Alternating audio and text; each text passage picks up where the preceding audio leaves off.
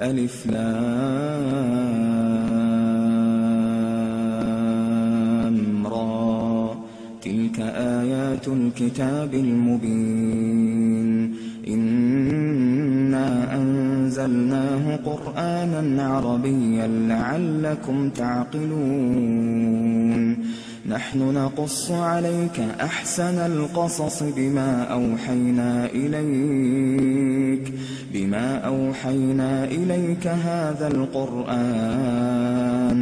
وإن كنت من قبله لمن الغافلين إذ قال يوسف لأبيه يا أبت إني رأيت 11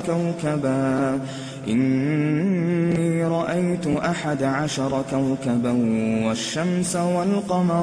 والشمس والقمر رأيتهم لي ساجدين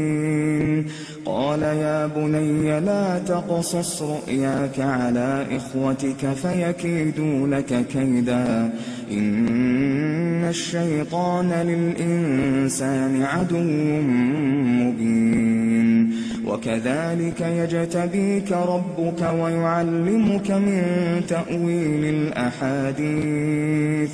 ويتم نعمته عليك وعلى آل يعقوب كما أتمها على أبويك من قبل إبراهيم وإسحاق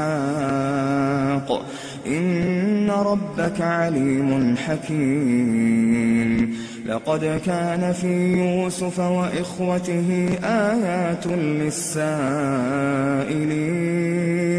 إذ قالوا ليوسف وأخوه أحب إلى أبينا منا ونحن عصبة إن أبانا لفي ضلال مبين اقتلوا يوسف أو اطرحوه أرضا يخل لكم وجه أبيكم وتكونوا من بعده قوما صالحين قال قائل منهم لا تقتلوا يوسف وألقوه في غيابة الجب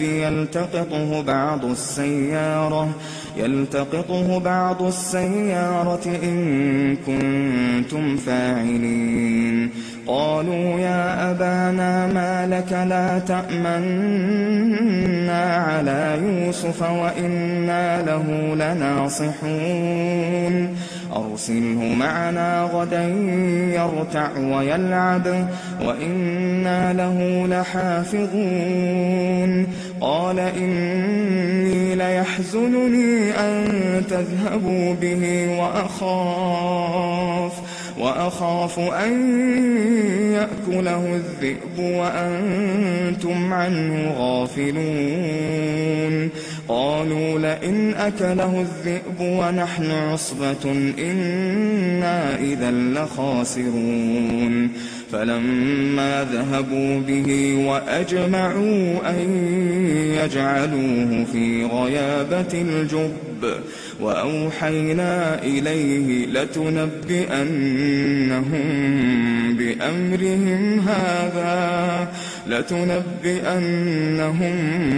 بأمرهم هذا وهم لا يشعرون وجاءوا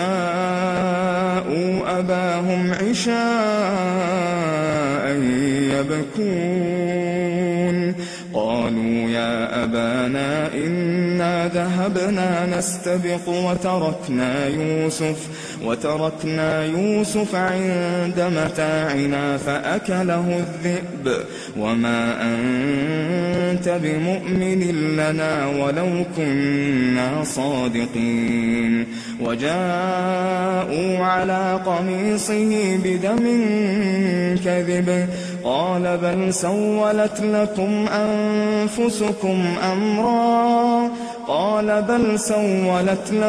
أنفسكم أمرا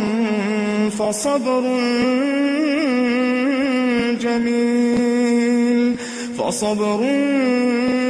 جميل والله المستعان على ما تصفون فصبر جميل والله المستعان على ما تصفون. وجاءت سيارة فأرسلوا واردهم فأدلى دلوه قال يا بشرى هذا غلام وأسروه بضاعة والله عليم بما يعملون. وشروه بثمن بخس دراهم معدودة وكانوا فيه من الزاهدين. وقال الذي اشتراه من مصر لامرأته أكرمي مثواه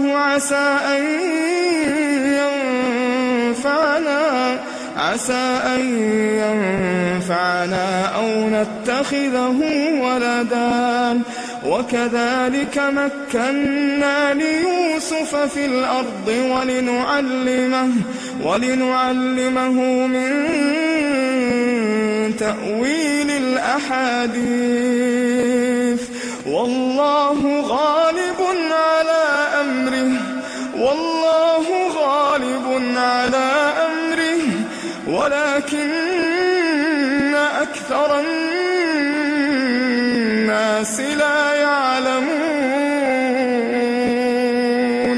ولما بلغ أشده آتيناه حكما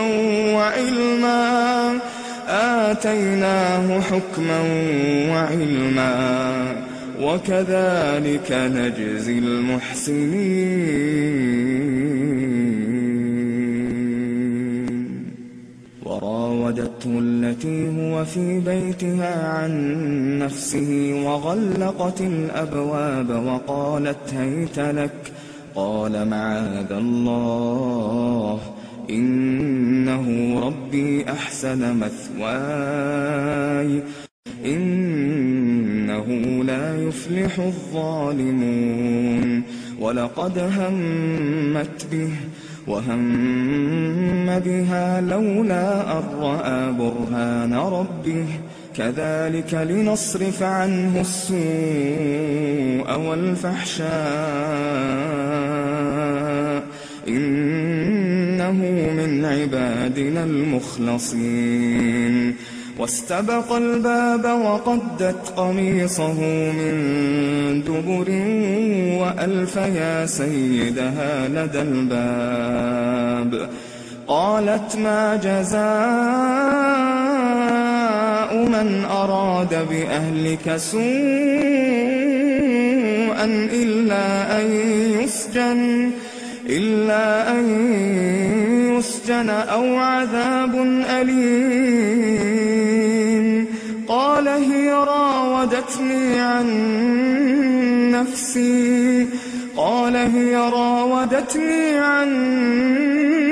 نفسي وشهد شاهد من أهلها إن كان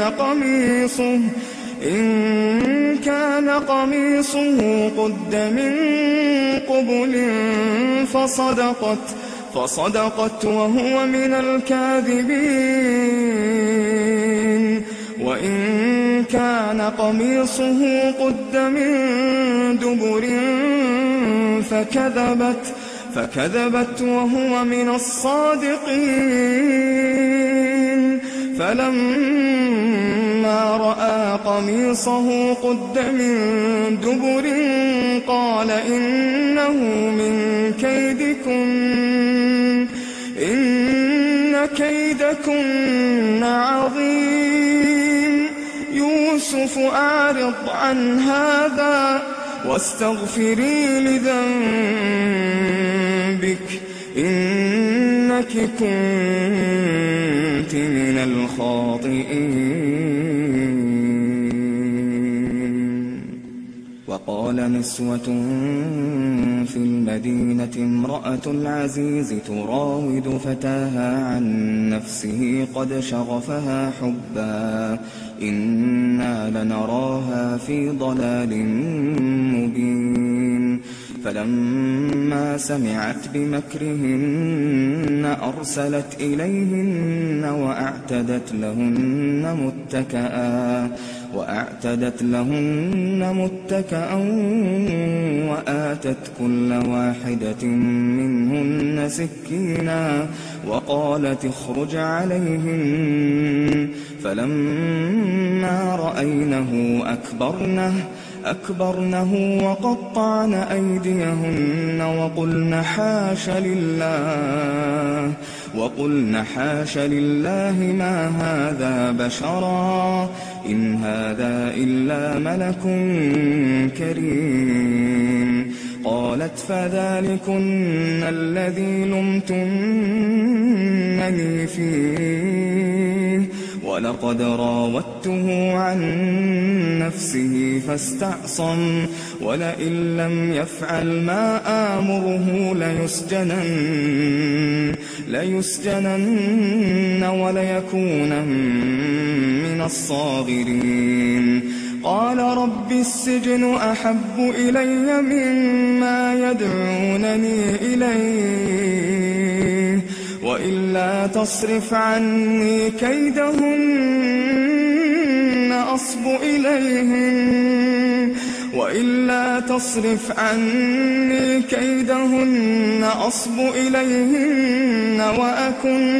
أصب إليهن وأكن من الجاهلين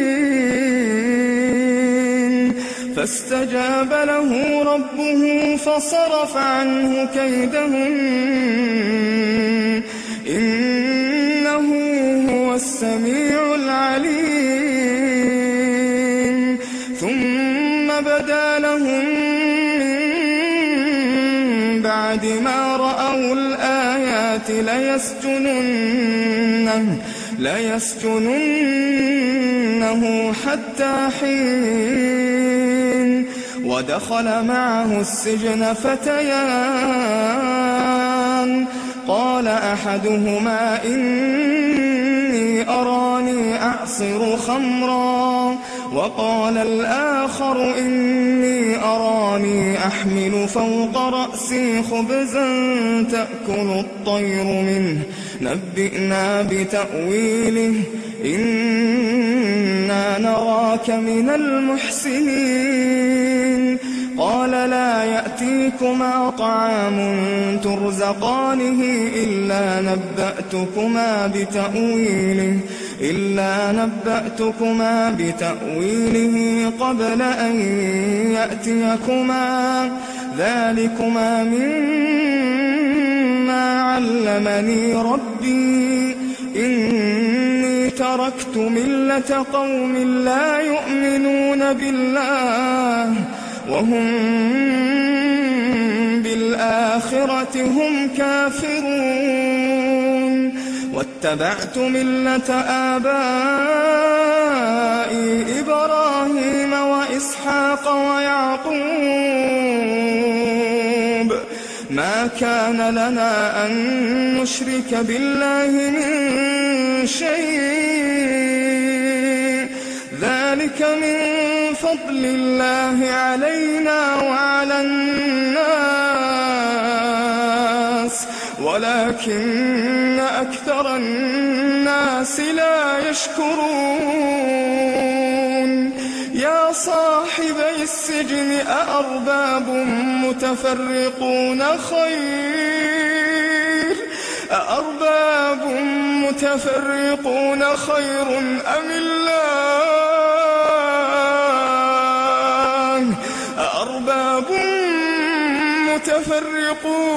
خير أم الله الواحد القهار ما تعبدون من دونه إلا أسماء